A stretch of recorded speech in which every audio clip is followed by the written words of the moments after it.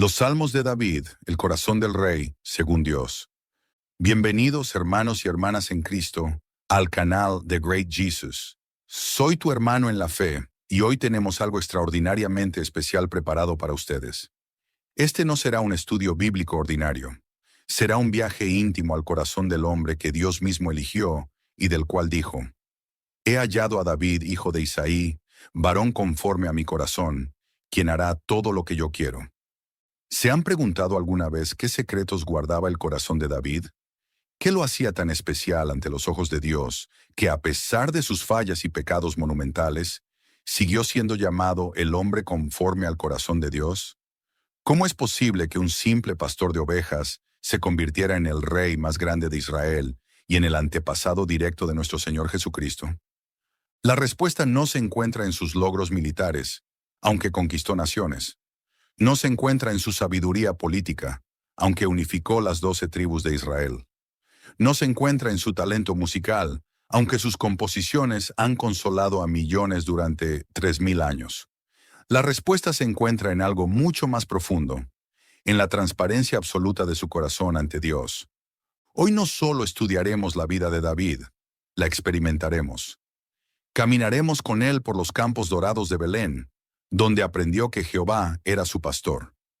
Sentiremos el peso de la onda en nuestras manos frente a Goliat, cuando la fe de un adolescente desafió la incredulidad de todo un ejército. Nos esconderemos con él en las cuevas del desierto de En-Gadi, donde la adoración floreció en medio de la persecución. Compartiremos su dolor cuando pecó con Betsabé, y veremos cómo un rey poderoso se quebrantó genuinamente ante Dios. Celebraremos su restauración cuando se arrepintió con un corazón contrito y humillado. Los salmos no son simplemente poemas hermosos que decoran las paredes de nuestras iglesias. Son las páginas del diario íntimo de David, escritas con lágrimas de dolor cuando sus propios hijos se rebelaron contra él, con gritos de victoria cuando Dios lo liberó de enemigos imposibles, con susurros de adoración en las madrugadas cuando buscaba el rostro de Dios, y con clamores desesperados en medio de la persecución cuando todo parecía perdido. Cada salmo que estudiaremos hoy fue forjado en el fuego de la experiencia real, en momentos donde David tuvo que decidir entre confiar en Dios o confiar en sus propias fuerzas, entre buscar venganza o mostrar misericordia, entre esconder su pecado o confesarlo con transparencia radical. Preparen sus corazones, porque este viaje cambiará su perspectiva sobre lo que significa tener una relación íntima con Dios. Descubrirán que ustedes también pueden tener un corazón conforme al de Dios, no por su perfección moral, sino por su sinceridad y transparencia ante Él. Entenderán que Dios no busca personas perfectas, sino personas auténticas que estén dispuestas a ser transformadas por su gracia. Gabriel Sidron, capítulo 1. El pastor adolescente. Los cimientos de la fe. Comencemos nuestro viaje en los campos dorados de Belén, aproximadamente en el año 1040 a.C. Belén, cuyo nombre significa casa del pan, era una pequeña ciudad en las colinas de Judá, rodeada de pastizales donde los rebaños encontraban sustento. Allí encontramos a un joven de quizás 15 años, de complexión rojiza, ojos hermosos y buen parecer, pero que para su familia era simplemente el menor, el último de 8 hermanos, aquel al que ni siquiera invitaron cuando el profeta Samuel llegó buscando al próximo rey de Israel. David nació en una familia que, aunque no era rica ni poderosa, tenía una herencia espiritual extraordinaria. Su bisabuela era Ruth la Moabita, cuya historia de lealtad y conversión genuina había quedado registrada para la posteridad. Cuando Ruth le dijo a Noemí: «No me ruegues que te deje y me aparte de ti, porque a donde quiera que tú fueres, iré yo, y donde quiera que vivieres, viviré. Tu pueblo será mi pueblo, y tu Dios mi Dios». Estaba estableciendo un legado de fe que correría por las venas de David. Su abuelo Obed y su padre Isaí eran hombres respetados en Belén, conocidos por su integridad y su temor a Dios.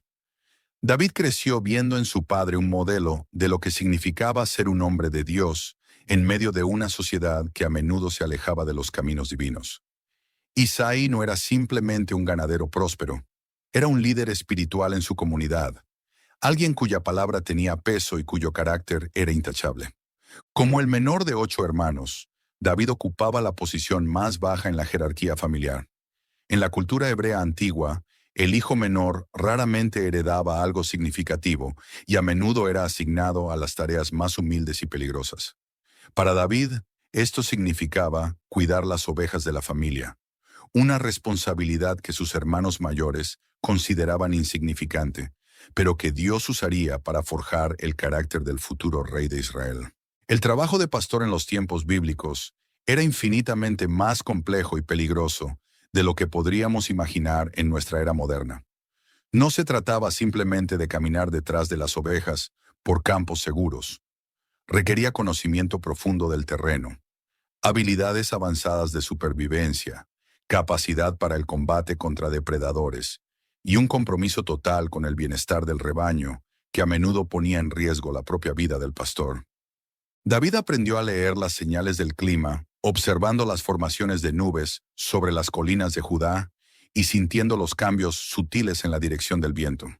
Conocía cada manantial, cada cueva, cada pasto en las colinas alrededor de Belén. Sabía instintivamente qué plantas eran venenosas para las ovejas y cuáles proporcionaban la mejor nutrición. Desarrolló una memoria extraordinaria para reconocer a cada oveja individualmente, conociendo no solo su apariencia física, sino también sus personalidades únicas, sus debilidades particulares y sus tendencias de comportamiento. Algunas ovejas eran aventureras y tendían a alejarse del rebaño, buscando pastos aparentemente mejores. Otras eran temerosas y se asustaban fácilmente con cualquier ruido extraño. Había ovejas ancianas que necesitaban cuidado especial y corderos juguetones que requerían vigilancia constante para evitar que se lastimaran.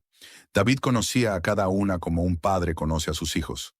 Pero más importante que las habilidades técnicas era la responsabilidad moral y espiritual que David sintió hacia su rebaño. Cada oveja representaba no solo parte del patrimonio económico de su familia, sino una vida preciosa que había sido confiada a su cuidado. David entendía instintivamente que ser fiel en esta responsabilidad era una cuestión de honor personal y obediencia a Dios.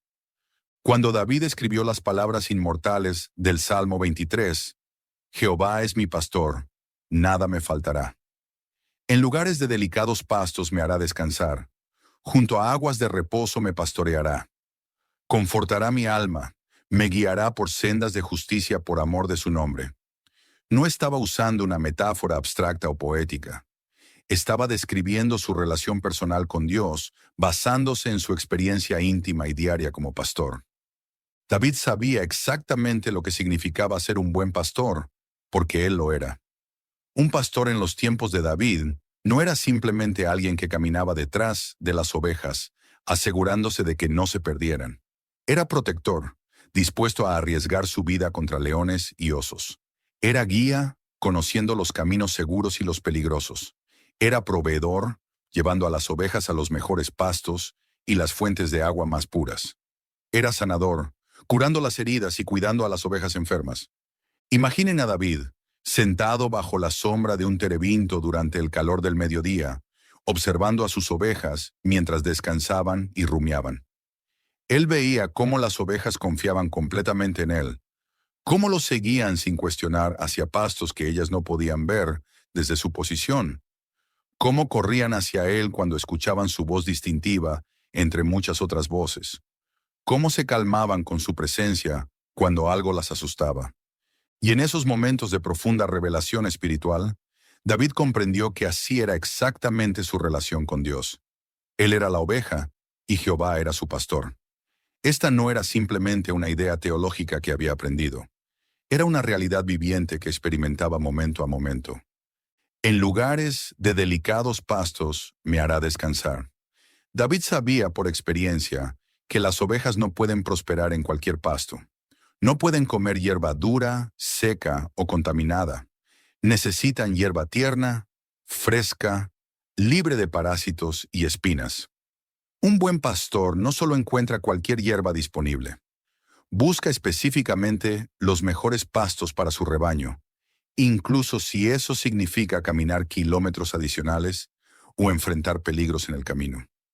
David había experimentado en su propia vida espiritual cómo Dios no solo suplía sus necesidades básicas, sino que le daba lo mejor, en el momento perfecto y de la manera más beneficiosa para su crecimiento y bienestar. Dios no lo alimentaba espiritualmente con cualquier cosa. Lo llevaba a delicados pastos, donde su alma podía encontrar el alimento más nutritivo. Junto a aguas de reposo me pastoreará. Las ovejas son animales nerviosos por naturaleza que no beben de aguas turbulentas, corrientes rápidas o fuentes contaminadas. Necesitan agua tranquila, limpia, accesible, donde puedan beber sin temor. David había pasado incontables horas buscando y llevando a sus ovejas hacia fuentes de agua seguras, a menudo cavando pozos o limpiando manantiales para asegurar que el agua fuera pura.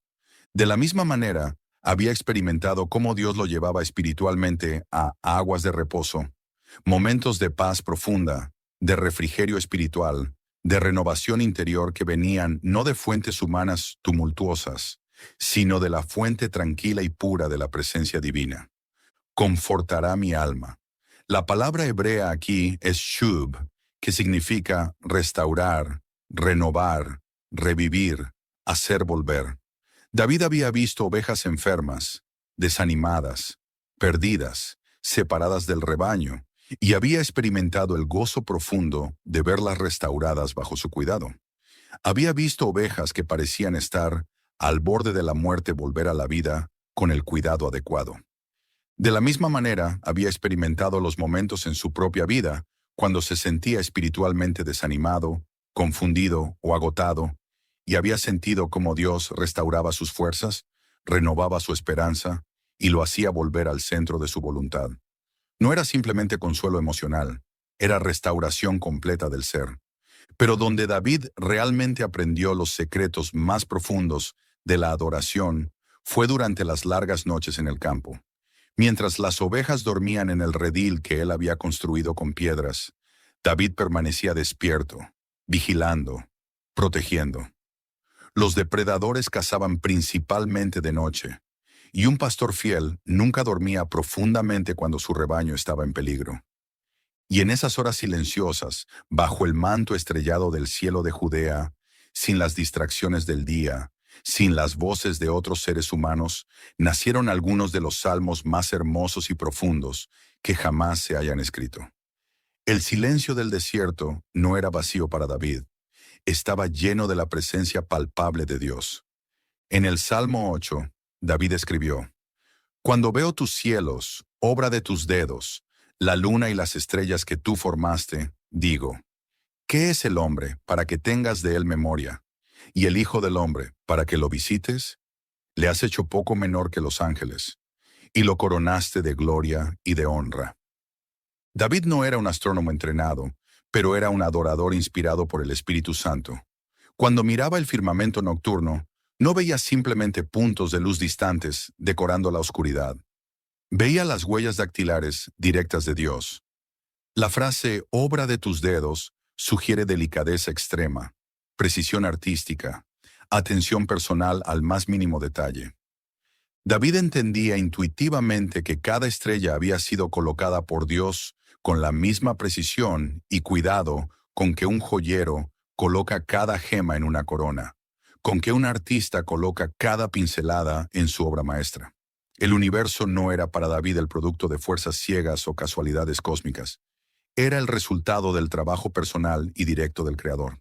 Pero lo que más maravillaba a David no era la grandeza incomprensible del universo, sino el hecho asombroso de que el Dios que creó todo eso se preocupara íntima y personalmente por él.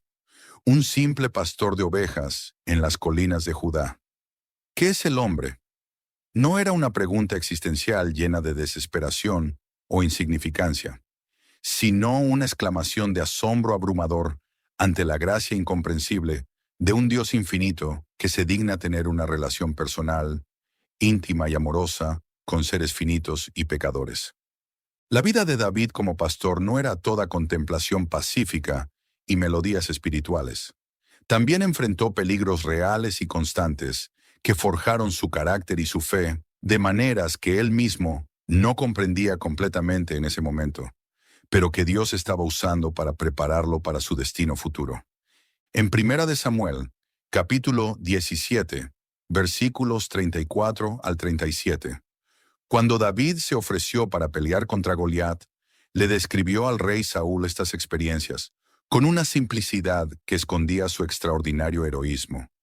Tu siervo era pastor de las ovejas de su padre, y cuando venía un león o un oso, y tomaba algún cordero de la manada, salía yo tras él, y lo hería, y lo libraba de su boca, y si se levantaba contra mí, yo le echaba mano de la quijada, y lo hería y lo mataba. Esta descripción casual revela varios aspectos cruciales del carácter que Dios estaba formando en David. Primero, estos no fueron encuentros ocasionales o aventuras excepcionales. La frase «cuando venía» sugiere que los ataques de depredadores eran eventos regulares y esperados en la vida de un pastor. David había enfrentado múltiples ataques de leones del desierto de Judá y osos de las regiones montañosas circundantes. Segundo, la respuesta de David a estos ataques era instantánea y valiente. No consideraba otras opciones. No calculaba las probabilidades de supervivencia. No sopesaba el valor económico relativo de su propia vida versus la de una oveja. Simplemente sabía que proteger al indefenso era su responsabilidad, sin importar el costo personal. Salía yo tras él. David tomaba la iniciativa, se convertía en el agresor, perseguía al depredador en lugar de simplemente tratar de ahuyentarlo. Tercero, David había desarrollado habilidades de combate extraordinarias contra algunos de los depredadores más peligrosos de la región. Lo hería y lo libraba de su boca. Esto requería no solo valentía extrema, sino también fuerza física, velocidad, precisión y técnicas de lucha que había perfeccionado a través de múltiples encuentros. Le echaba mano de la quijada. David literalmente agarraba a leones y osos por las mandíbulas, el lugar más peligroso de cualquier depredador, y los mataba con sus propias manos.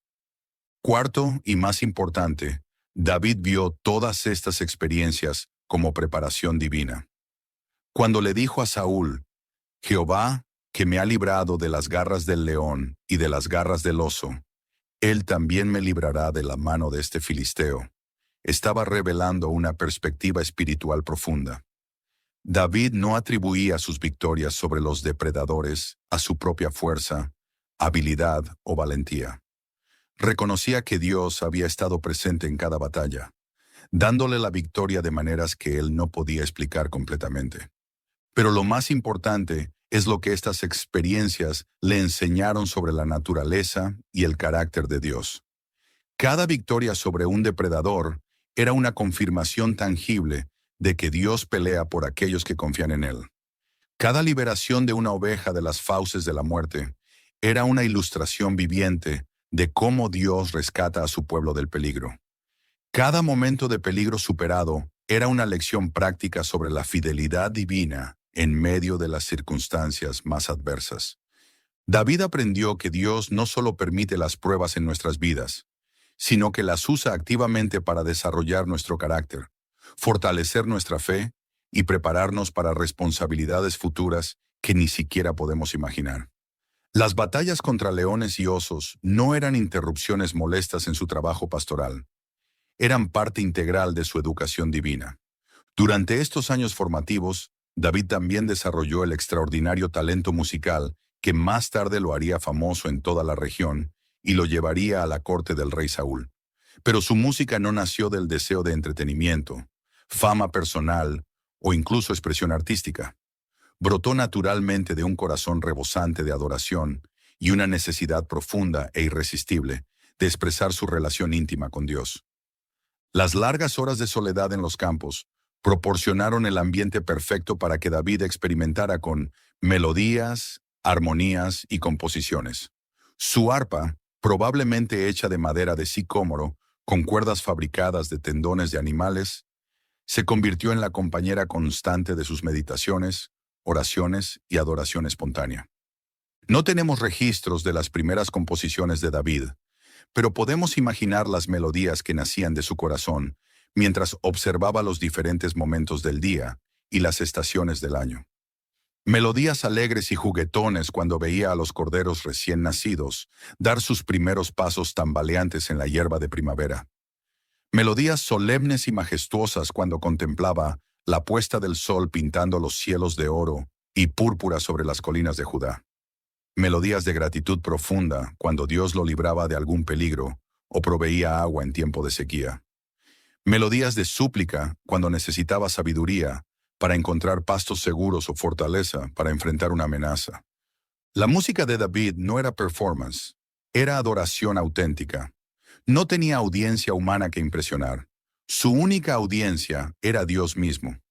Esta pureza de motivación daba a su música un poder espiritual que más tarde sería reconocido incluso por aquellos que no compartían su fe. En el Salmo 19, David escribió: «Los cielos cuentan la gloria de Dios, y el firmamento anuncia la obra de sus manos. Un día emite palabra a otro día, y una noche a otra noche declara sabiduría. No hay lenguaje, ni palabras, ni es oída su voz. Por toda la tierra salió su sonido, y hasta el extremo del mundo sus palabras».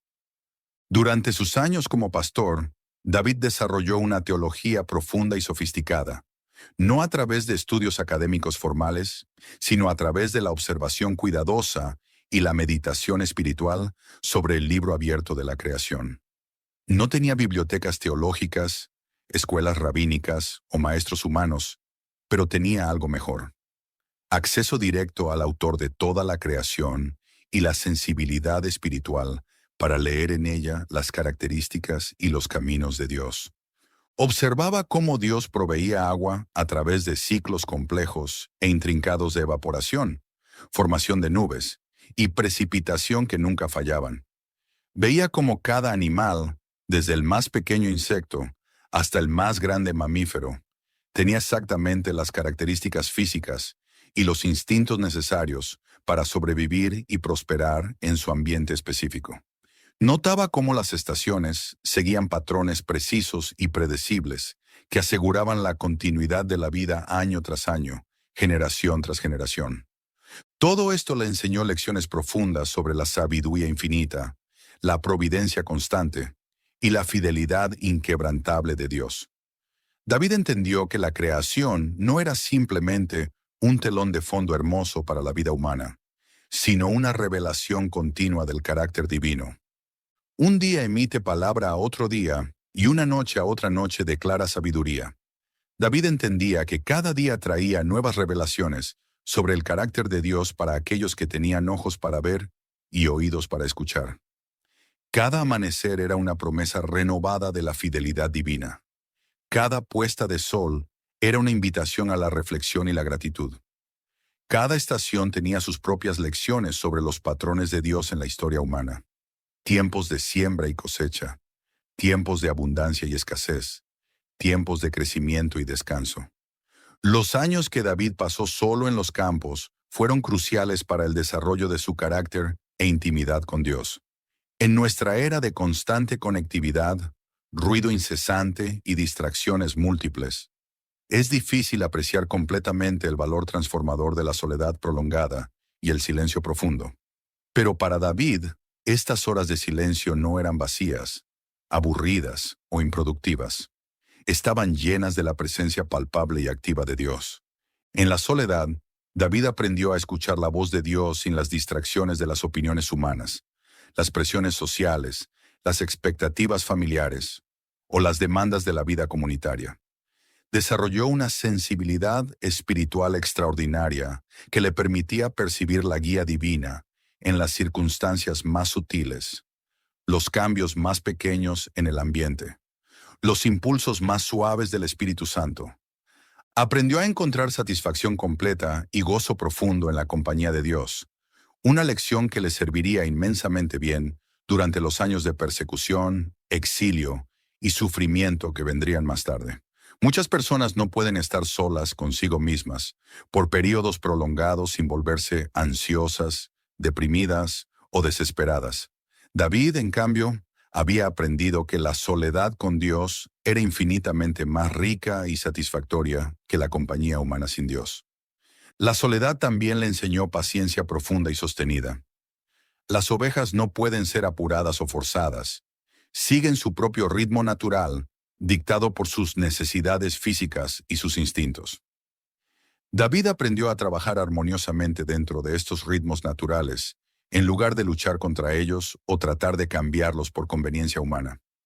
Esta paciencia se convertiría en una de sus características más importantes como líder, permitiéndole esperar el tiempo perfecto de Dios, en lugar de forzar sus propios planes, trabajar con las personalidades y limitaciones de sus seguidores, en lugar de exigir que fueran diferentes, y confiar en los procesos graduales de Dios, en lugar de buscar soluciones rápidas o atajos espirituales. Hurlar, capítulo 2. El ungido en secreto. La paradoja del llamado divino.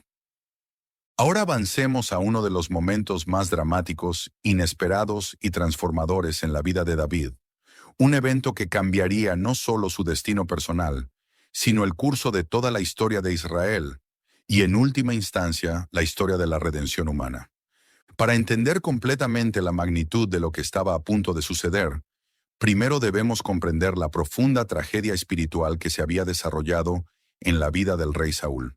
El primer rey de Israel había comenzado su reinado con una promesa extraordinaria y credenciales impresionantes. Saúl había sido elegido por Dios mismo, ungido por Samuel, el profeta más respetado de la nación, y dotado sobrenaturalmente con el Espíritu Santo para el liderazgo.